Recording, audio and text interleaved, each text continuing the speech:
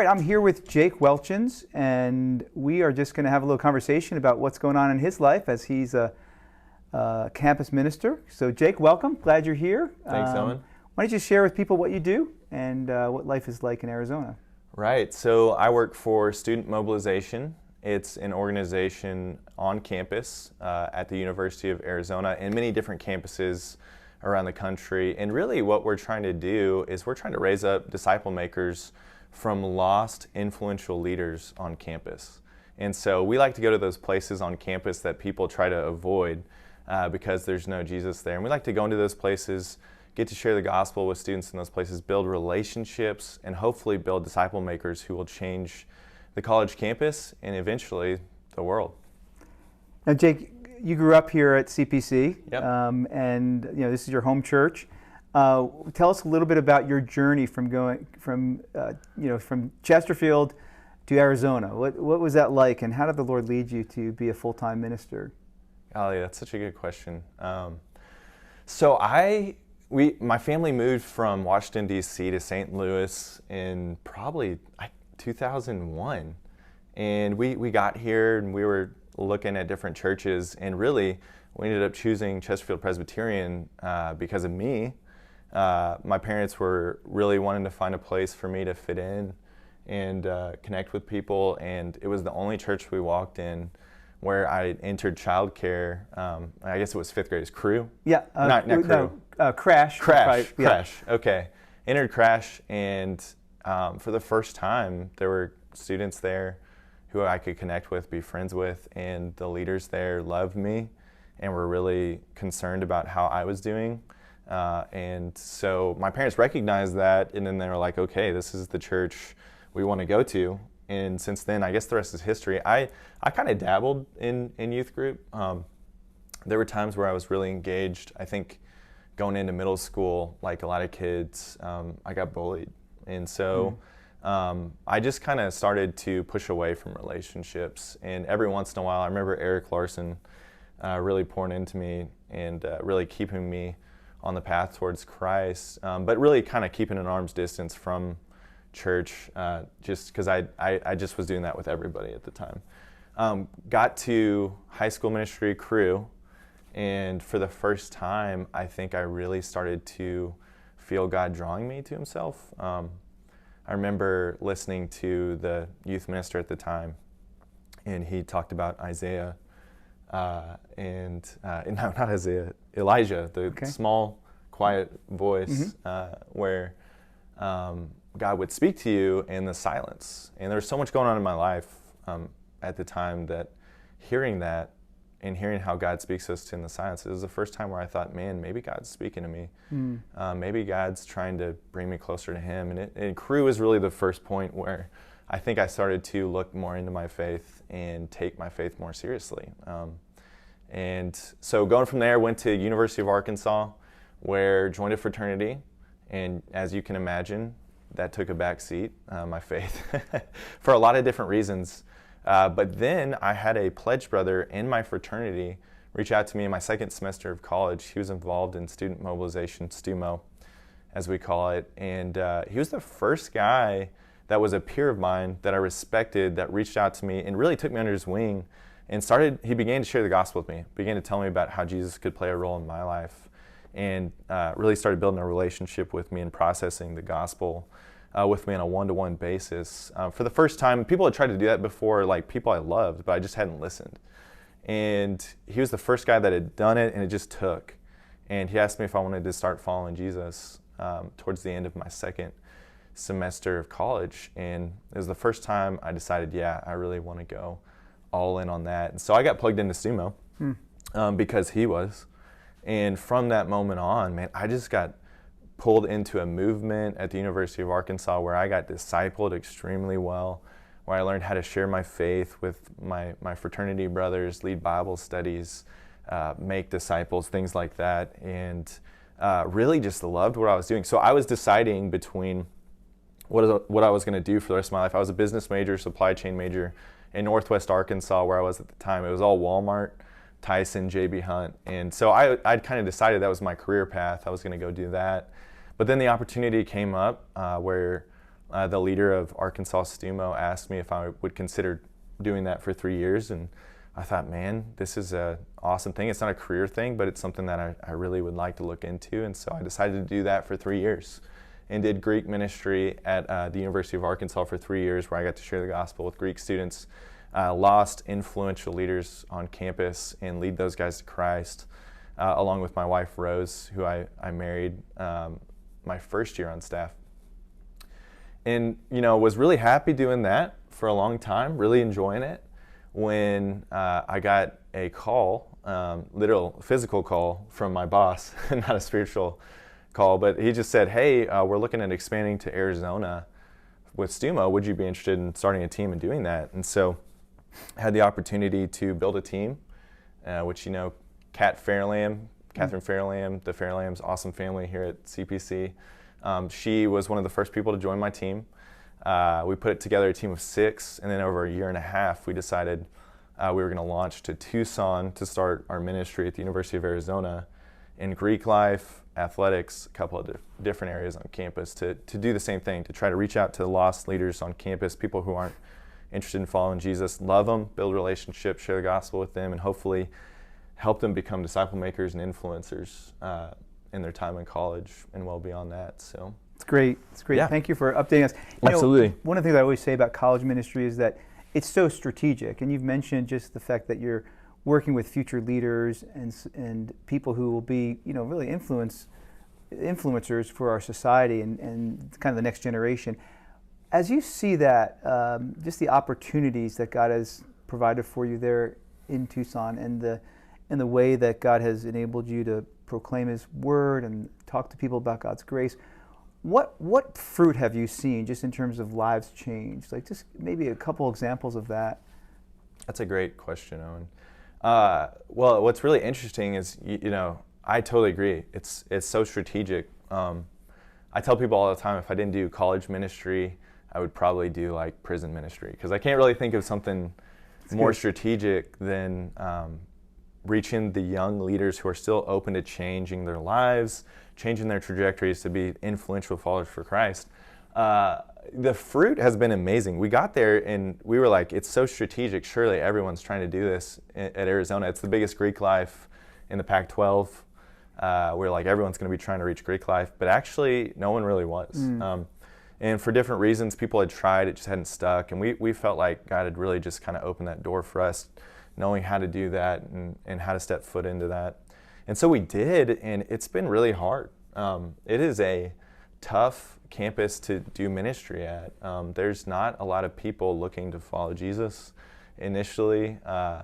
You have to really work hard on building trust and relationships. And so we dove into that, kind of changed our model to be more adding value and relationships on the front end than we'd ever done before. And we've seen some really cool things. I think one great example is a girl named Naya, who is, she lived all over the place. She lived all over the world, military family.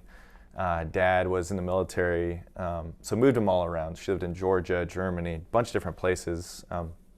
Comes to U of A and plugs into 2 different groups. She had one friend group, and then she had a Greek friend group that she plugged into. She really wasn't enjoying her time at Arizona, and there were a bunch of reasons for that, but mainly because when she rushed, her other friend group decided they were going to kind of cut her off. They didn't like it, and so she didn't have many friends outside of the girls in her sorority. And so she decided to dive into that world, which Arizona is like the biggest party school in the world, a lot of fun social people there. And she dove into that and was really unsatisfied. And then we went in and did a workshop there to add value and help students grow in their leadership. And one of our staff girls, Val, met Naya and got to share the gospel to Naya in a way that she could really understand and digest for probably the first time in her life. And so she decided she was going to make a decision to follow Christ. And for the last 2 to 3 years, she's been processing that, just totally new to the faith, no background, none of that stuff. Her life has changed dramatically, and she's just become a leader in her sorority. She's actually the president of her sorority right now. And what's really cool is it started with Naya, one girl, the only girl in the house who's trying to follow Jesus. And it's grown into a movement where today I think we have 9 girls going to our summer project from Wow. that sorority house. That's awesome. Yeah, just really incredible stuff. And she continues to labor faithfully. She's led multiple girls to Christ in her sorority. So that's one example on the girl side. That's neat. So here you are talking with, your home church, and you have lots of people who know you and love your family, love you guys. We're also, our church is interested in outreach. Like, we want to be faithful with the gifts that God has given us as a church, whether that's knowledge, finances, or just the opportunity to pray and so forth. What would you say to your church in terms of how can we be a church that's effective at doing outreach? Yeah, that's another good question. I mean, obviously partnering with you, but Yeah. just even more generally speaking, you're on the front lines. You're out there. What would you say to us? Man, first off, I love hearing that. I think there's such a need for outreach, and I think it's really the fuel to the fire. It's where you grow a movement. It's where you really get to know people who need Jesus, and so I love that you guys are prioritizing that. And I see it. I was talking to you about the pickleball courts when I walked up. I mean, no better outreach than pickleball. That's man. right. I mean, people love pickleball these days. But I would say we live in a postmodern world. You know this. I mean, people aren't necessarily interested in what truth is. And evangelism used to be, and outreach used to be, hey, I'll present the truth to you. You will rationally decide that is true, and then you'll make a decision to follow Jesus. Students, more so than ever, the next generation more so than ever, they don't think that way. They hold multiple truths at once, and they're totally fine with that. They have this truth over here, they have this truth over there. They can be completely contradictory, and they don't care. And so I think you have to change your approach to deal with that. And, I think one of the ways you do that is you have to build trust, and you have to show people that it works. And so we've shifted our model from 100% focusing on what is true, communicating that truth, to also incorporating elements where we still focus on that, but where we're also concerned with showing students in the next generation that it works, that following Jesus works. I'm not saying it just makes your life better. I'm not saying that it like you make a ton of money, like that kind of stuff, but showing them that, man, following Jesus is the most satisfying, genuinely life-giving life you can live. And there's lots of reasons for that that are really hard, and that you still experience the pain and suffering that Jesus did. But just showing them that, man, experientially, it's a great thing, and it's true, but it's also the best thing. And so I would say any way you can incorporate that, and a big way to do that is community, pulling people into authentic community where people care about them and show them the love of Jesus. That does way more these days than I sit down and communicate the truth of one verse. I think when you can live that out and get them into a community where they see that and where they feel that, you will be very successful in your evangelism. Yeah, Keller says that people need to belong before they believe, right? Absolutely. And so I think what you're emphasizing there is we're people of the truth, right? And we want to proclaim that, but that it's really living it out and inviting people into a community and to see and to taste and see that this is real and true. So, okay, now I should have started with this, but tell us about your family. Tell us about Rose and your kids. Yeah, it's great. Well, I am married to an amazing woman, Rose Welchans, and we got married 7 years ago, which is crazy to think about. Yeah, old married couple, man. Yeah, we're the old couple now. Like we were talking the other day about how in our regions in STUMO, we're like, oh, everybody's, we're so young, we need to grow and develop longevity. But I'm starting to realize, I think that's what everyone says. It's like you just get older and then everyone's young.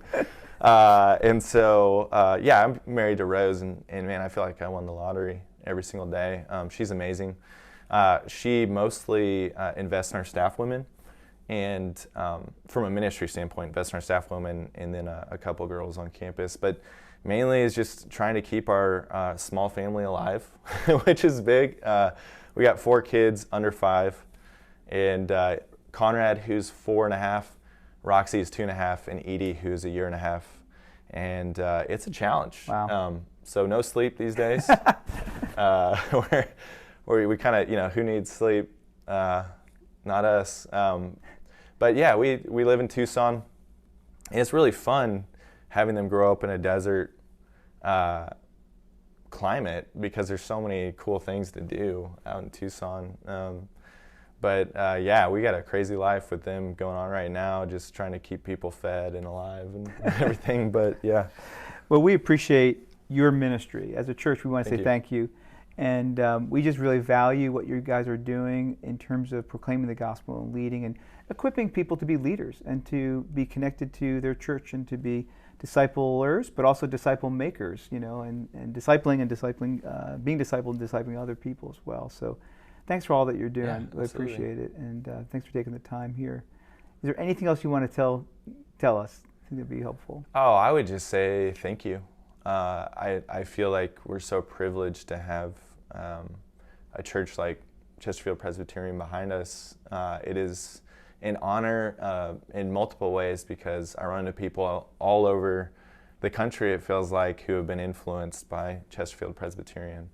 And just to be associated with you guys is such a blessing. And so we feel honored outside of the financial support and everything like that. We truly feel the love and generosity and support in so many different ways. And so I would just say thank you, Owen, and thank you all for being a part of what we're doing. We feel like we'd be in a much worse spot without you all. So thank you. Well, thanks. Appreciate it.